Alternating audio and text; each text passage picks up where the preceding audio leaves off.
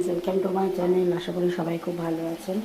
এই যে আমি চিংড়ি মাছের মোড়া করে রান্না করবো, এই জন্য কড়াই মশলা দিয়েছি। এটা হচ্ছে পোস্ত আছে, নারকেল আছে, কাঁচা লঙ্কা আর একটু আদা, আর কিছু নেই।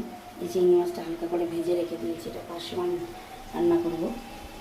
আর এদিকে মাছের ভাত বসিয়ে দিয়েছি, ভাত আমার হয়ে গেছে। সবাই দেখতে থাকুন, এটা তেলটা বেরো ততক্ষণ পর্যন্ত কষতে থাকবো।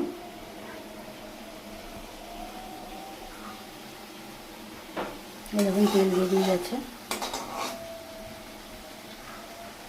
তেলটা বেরিয়ে গেছে, আর একটুখানি হবে